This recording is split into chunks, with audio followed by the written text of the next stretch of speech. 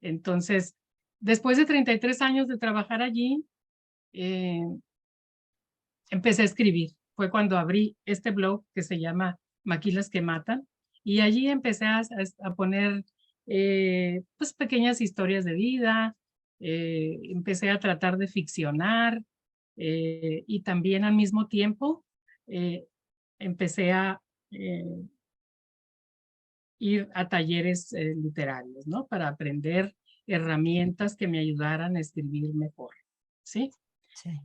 Entonces me inscribí en un taller que en aquel entonces ofertaba el Instituto Chihuahuense de la Cultura, después se llamó Secretaría de Cultura, y ahí fue como empecé yo a tallerear mis textos y a trabajarlos, tratar de pulirlos, ¿eh? Y fue de la manera como poco a poco surgió este libro. A ver. Este libro Ellos saben si soy que se o no llama, soy. sí, ellos saben si soy o no soy. Todos los cuentos que yo fui escribiendo,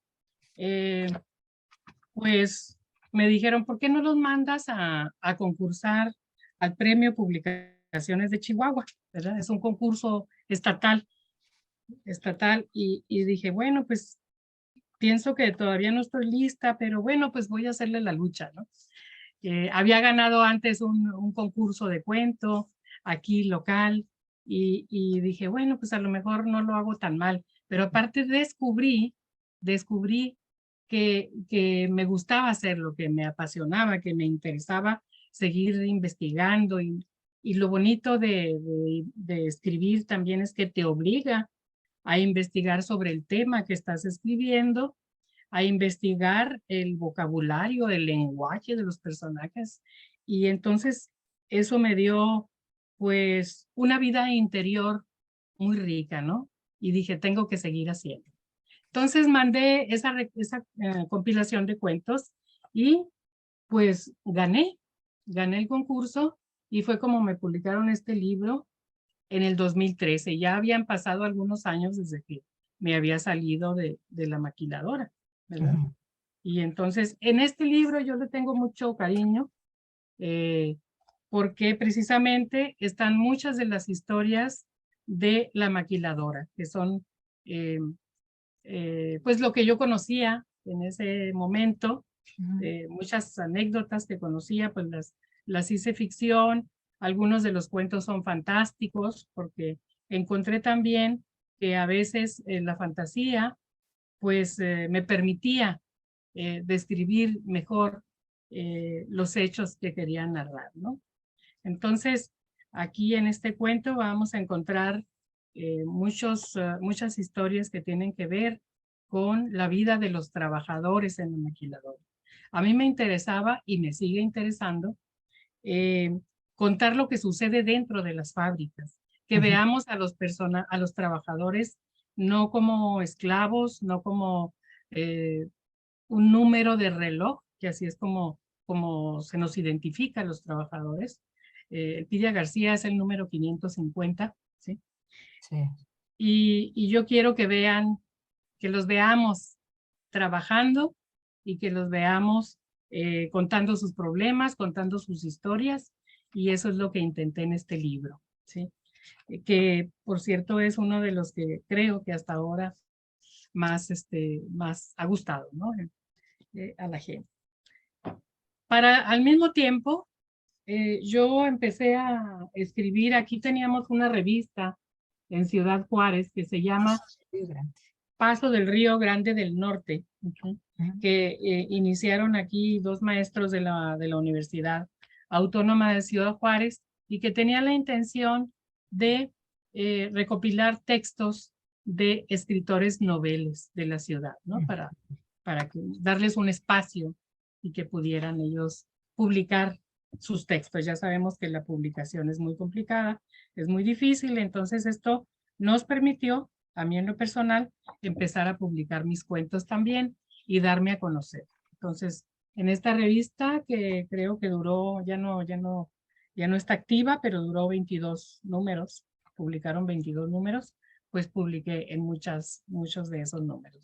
Entonces, Poco a poco ahí se va uno forjando como escritor, al mismo tiempo que estudias, que tomas talleres, sí, que tratas de hacerlo mejor. Y luego entonces seguí trabajando mis cuentos, seguí escribiendo más textos y, Polvareda.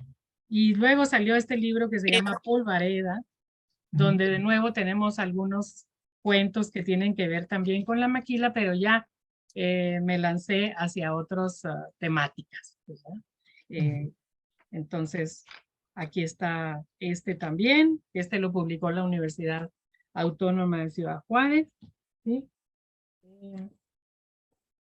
Y luego también en algunas antologías, ¿no? Aquí hay uno que se llama Narrativa Juarense Contemporánea, que sacó la doctora Margarita Salazar. Y también ella compiló aquí cuentos de diferentes escritores de la ciudad. Y me publicaron también aquí un cuento. Ujú. Entonces, luego tenemos un colectivo nosotros de escritores aquí en la ciudad al cual pertenezco desde hace 12 años. Ujú. Desde 12 años tenemos este colectivo que se llama Colectivo Zurdo Mendieta, que somos un grupo de amigos, escritores, somos narradores, también hay poetas, también hay dibujantes, ilustradores, eh, y todos ellos, todos nosotros nos juntamos cada semana, cada viernes últimamente, y para revisar nuestros textos, para tallerearlos, los leemos en voz alta, recibimos la retroalimentación de los demás y vamos también trabajando en proyectos, ya sea individuales o colectivos, ¿sí? Entonces, el primer proyecto en el que el colectivo Zurdo Mendieta, que por cierto debe su nombre a un personaje de las novelas de Elmer Mendoza, como ustedes sabrán, y nos llamamos así porque Elmer Mendoza vino en una ocasión, ya hace pues 12 años o algo así, Ajá. a dar un taller de novela aquí. Sí. Y entonces, desde que dio ese taller, algunos de los que asistieron a él fueron los que iniciaron con este colectivo y nos seguimos juntando. Nos seguimos juntando, después se agregaron algunas otras personas. Ahorita somos 12 integrantes de ese colectivo.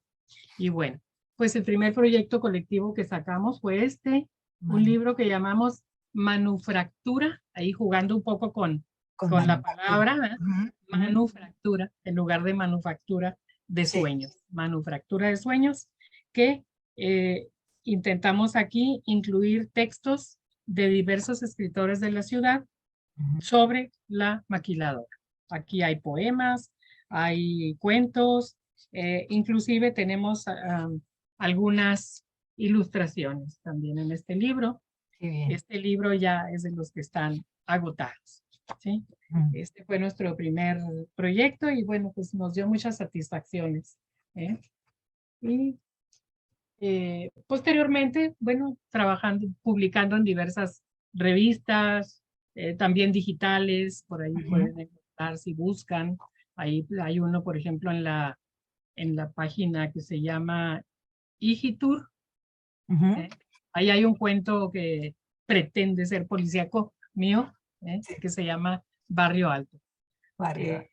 Sí, y bueno, mi último trabajo, mi último libro de cuentos fue El hombre que mató a dedos fríos, que fue el que recibió el premio Bellas Artes de Cuento Amparo Dávila en el Claro. 2018, Muy ¿verdad? bueno, muy, muy Sí. bueno. Pues sí, algunos cuentos han gustado bastante, y dicen, ¿y por qué le pusiste ese título? Ujú. Bueno, es que una vez caminando por el paso, ahí me encontré con una placa alusiva y el lugar estaba cerrado, no había nada ahí, pero estaba una placa y dice, aquí mataron a John Wesley Harding, apodado Dedos Fríos. Bueno, un hombre que mató a más de 40 personas y lo mató el sheriff Will, no recuerdo no recuerdo el nombre Ajá. del que lo mató. Bueno, total que vi el nombre y dije, qué interesante, ¿qué pasó aquí? Y eso está a unos cuantos pasos de la frontera, ¿no? Cruzando el puente, ahí está el lugar. Sí. Total que investigué y resulta que ese fue un pistolero muy famoso en Texas, ¿verdad? Ah, Muy ujú. famoso, pero no solo porque que mató mucha gente. En la época del viejo oeste, todo el mundo traía pistola y todo el mundo se defendía pues a tiros, ¿sí? Sí. Entonces era bastante normal que hubiera gente que usara mucho la pistola. Pero resulta que este hombre, eh, cuando lo metieron a la cárcel, estudió leyes y terminó su carrera de abogado, ¿sí? Sí. Terminó su carrera de abogado. Inclusive pueden encontrar sus memorias ahí en Amazon. Ujú. John Wesley Hardin se llama.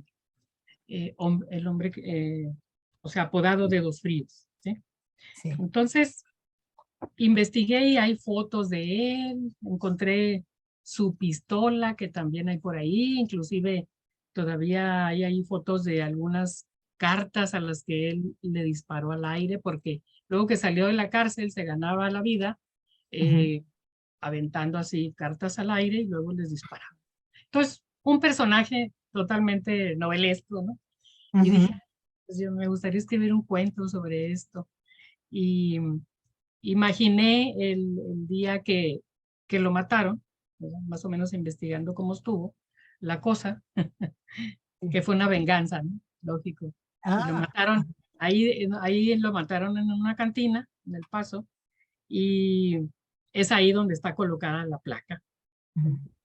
Y entonces de ahí escribí ese cuento, que es el primero que abre el libro y que ha gustado bastante, ¿no? Porque es un cuento western, ¿sí? Un cuento Exacto. totalmente. Y ahí, pues, en este libro, pues, hay otras temáticas, ¿no? También está el tema de la violencia contra las mujeres, ¿eh?